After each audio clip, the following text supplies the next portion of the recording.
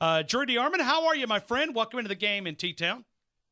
I'm great, Ryan. Always good to be on with you on the longest-running radio program in Tuscaloosa on Tide 102.9 in the game. And certainly that was music to the ears there, that call by Eli Gold, a perfect throw on 3rd and 10 in the red zone to Jerry Jeudy, something that I think a hookup we're going to be seeing a lot this season. All right, be honest with me. Was it better than what you anticipated? About the same? Or obviously it can't be worse, but your thoughts of Tua Tagovailoa's performance? I would say it was about as expected. I have a high expectation for Tua with what we saw him do against Georgia.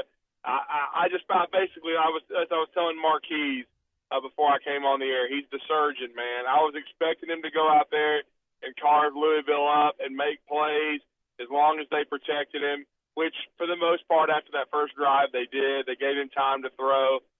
He also put away the narrative about, his mobility. He was certainly a factor as a runner, also rushing for a touchdown. But 12 out of 16, Ryan, 227 yards, 2 touchdowns, and no turnovers. Yes, he needs to hold the ball high and tight. He did have a near fumble, but no turnovers throwing the football. He was a surgeon, as I just said, and I thought you'd have to give Tua Tagovailoa an A+ for his first start at Alabama. How much more do you think this offense can improve with him getting, the majority? I know the backup always gets some first-team reps, but even getting more so now since he is the guy. Well, I think they can get a lot better. Certainly the offensive line has still got to gel, Ryan. I mean, when you think about only Jonah Williams is back in the same place from a year ago. He's at left tackle. You've got a new left guard. Lester Cotton has switched from right to left. Ross Piercebaker from left guard to center. Then you got a new right guard and Alex Leatherwood, who spent part of fall camp at right tackle, and then Jedrick Wills at right tackle. So they're going to get better with more reps. It'll improve the run blocking, improve the pass protection. And then with Tua, the more he plays and the more he gets the chemistry with these receivers, the sky is the absolute limit for Alabama. And they're going to have to get better because certainly they're going to face better defensive units than the Louisville Cardinals. But still, you got to give Alabama a lot of credit with that first group. And Tua, I mean, people were saying, well, he's never started a game. Well, now he has. And he couldn't have played much better, and he's got the highest QBR in college football. Drew, I want to ask you about some areas that this secondary really focused in on. Did they meet your expectations? Because I thought they played better, in my opinion, than maybe what I expected going into that game. Yeah, actually, I thought the back end played well, Ryan. They had very few busts. They did a nice job tackling. The only glaring one they missed was Deontay Thompson, who otherwise played nearly a flawless game. That play happened on the sidelines on the drive that they scored on. But in all fairness, that play never should have happened. Alabama had them stopped twice. They got an illegal hands to the face, Anthony Jennings. And then I heard you talking about the Christian Miller personal foul. Both of those kept that drive alive. Otherwise, that missed tackle doesn't happen. But I thought the back end looked really good, really tight in their coverage. You saw Shy Carter take one to the house as well, and then Deontay get an interception. I thought for a first game that group played really well back there, considering they didn't have any returning starters. Where would you like to see this team improve the most? Well, I think honestly they're going to need to the pass rush. Of course, that may have been by design, but the pass rush is going to have to get better. They're going to have to make these quarterbacks uncomfortable. Continue to help out that secondary. Certainly. The coverage in the flats by the inside backers is going to have to improve. I think that comes with experience and communication.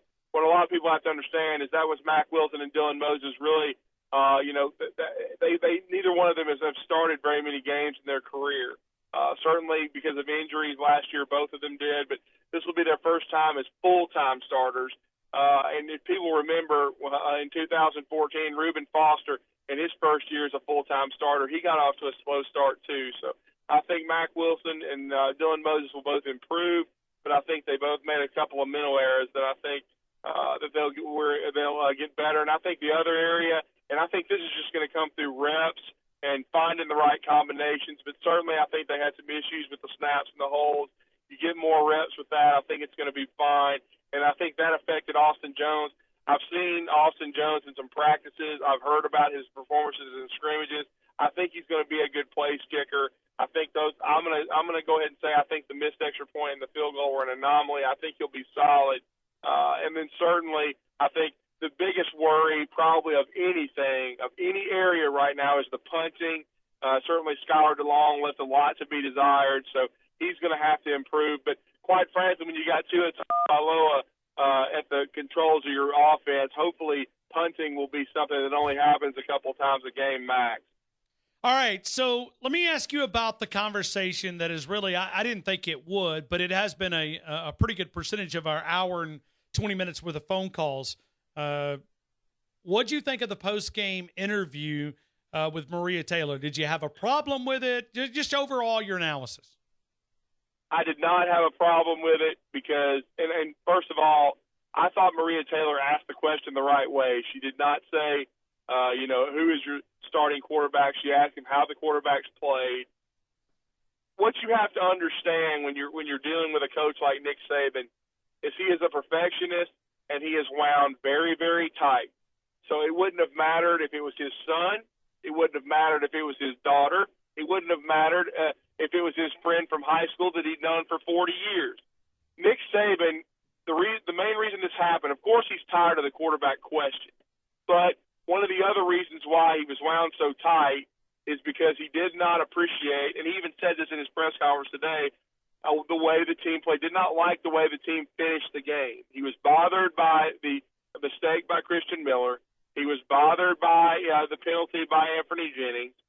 Certainly bothered by the needless block in the back on Joshua McMillan that prevented a touchdown for Jalen Waddle. And it did away with one of my predictions that Waddle would take one to the house in his first game. But I think Coach Saban was stewing over that. And then, of course, he did not want to have to deal with the quarterback question.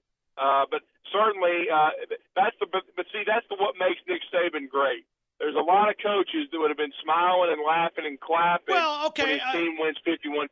But I just think he was frustrated with the way they played at times in the second half and then took it out on Maria Taylor, which he shouldn't have done, and he apologized. But I've just seen coaches like that. But I'll tell you what, I've had that happen to me because I worked for one like that back in my days in the National Basketball Development League. And Coach Bob Thornton did that to me a handful of times, but he always apologized. And so I think the whole situation is being blown out of proportion. Well, Drew, it's a very different narrative. Across the state, I watched that guy post-game handle a press conference. He literally went out and said that his defense was one of the best in college football. Okay, for one, Nick Saban would never say that. Never, never, never. We're talking about the first game. The guy across the state, he went out and said, oh, yeah, man, we got one of the best defenses, in college football. And he made comments. Nick Saban's not going to do that because he understands what it takes to win a national title. All right, so here's the conversation. If they clean up those 10 penalties for 111 yards, I thought the Big Ten officials were laughable. They were a joke. They were always a step behind. They were embarrassing. But either way, if they clean them up, they get to more reps at first team, and they clean up some of the offensive pass protection. Will it be fair to the rest of college football?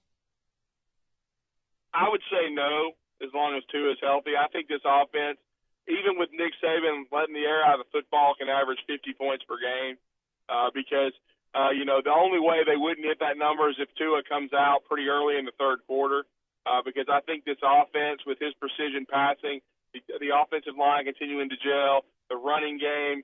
We saw Irv Smith get involved, Ryan. What have we been harping as an Alabama nation about wanting to see now for years, getting the tight end involved? We thought O.J. Howard didn't touch the ball enough. Can you imagine O.J. Howard with Tua Tagovailoa?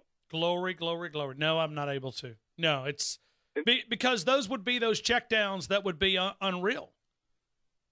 Yes, and I think Irv Smith is O.J. light. I think he's a very good receiver. I think he's going to have a big year. I just think overall this offense does not have a weakness. I do think the pass protection will improve, and of course that's going to be paramount to keeping Tua healthy. But if Tua Tagovailoa stays healthy, this is the best offense in the SEC and the best offense in college football. I just think the defense, and who would have ever thought we'd say this, the defense has to hold up the end of their deal, and then the special teams. But offensively, this year, this edition of the University of Alabama will be defined on offense. All right, outside of Alabama, who else grabbed your attention in your opinion? I know we've got Virginia Tech and Florida State, but it'd be inside the conference or outside of the conference, maybe who grabbed your attention outside of Alabama? Ed Orgeron and LSU, even though I think it's more maybe of Miami being overrated than LSU, but they were very good on defense. Joe Burrow was good enough. Nicholas Brodsett surprised me. The first, 100-yard game of his career, 122 yards. He was a 4- to 5-star level recruit that Burton Burns had a lot of interest in out of Baton Rouge, Louisiana. 2 touchdowns. I thought they made a big statement for the SEC in a positive way. I thought they played well. I thought Auburn played pretty well against Washington, who's a good football team, but they have concerns, I think, with Jarrett Stidham holding the ball too long, and they didn't run the football exceptionally well. But I think from a positive standpoint, I think that LSU made a huge impression with the way they played and the way they handled themselves because there was a lot of speculation. I had LSU winning a close game, but certainly they won 33-17, and I don't really think it was that close. LSU dominated that game, and that was huge for Coach O. Drew DeArmond, Drew D 977 ESPN, Drew D 977 ESPN, 97.7 The Zone up in Huntsville, Alabama. Drew, thanks for spending 13 minutes with us here in T-Town. And now I got a new vernacular for everybody in Tuscaloosa. From this point forward, Tua Tagovailoa is the surgeon, because that's what he is, America. He's the surgeon, and he's headed to be the best quarterback in the University of Alabama's storied history.